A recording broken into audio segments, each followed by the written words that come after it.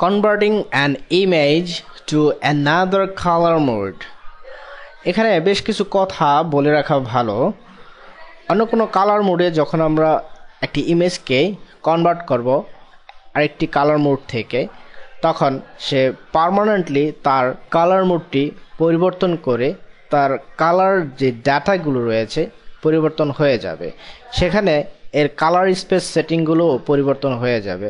যেমন RGB colour mode থেকে যদি CMYK কালার মোডে পরিবর্তন করে থাকি, সেক্ষেত্রে RGBর যেই কালার স্পেস অর্থাৎ গ্যামারটি রয়েছে, সেই গ্যামারটি আমরা CMYK এর ক্ষেত্রে পাবো না, কারণ RGB ভ্যালুর যে গ্যামার তা CMYK এর বাহিরে অর্থাৎ আউটসাইডে রয়েছে, তা ইতিমধ্যে আমরা পর্যবেক্ষণ করেছি। কনভার্টিং এর সময় ইমেজগুলোর ডাটা লুজের হওয়ার সম্ভাবনা রয়েছে অথবা রিকভারও হয়ে যেতে পারে।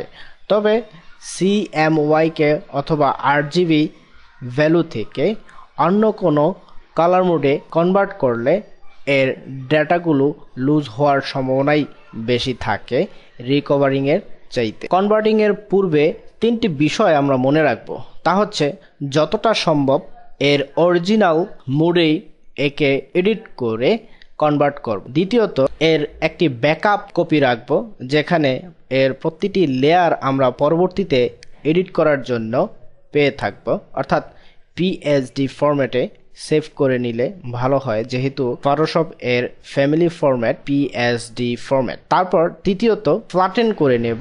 সেক্ষেত্রে আমাদের বেশ উপকার হবে, কারণ ফ্ল্যাটেন না করে নিলে লেয়ারগুলোর উপর আমরা যে সমস্ত ব্লেন্ডিং মোডগুলো ব্যবহার করে থাকি তার আচরণ ভিন্নতর হয়ে যেতে পারে।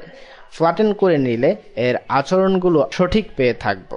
এখানে যে ইমেজটি দেখা যাচ্ছে সেই ইমেজটি RGB মোডে রয়েছে এবং একে কনভার্ট করার জন্য ইমেজ মোড এবং যে মোডে কনভার্ট করব সেই মোডটিকে আমরা সিলেক্ট করার সাথে সাথেই সেই মোডে চলে যাবে।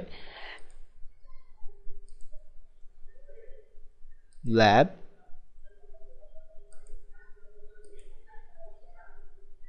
গ্রে।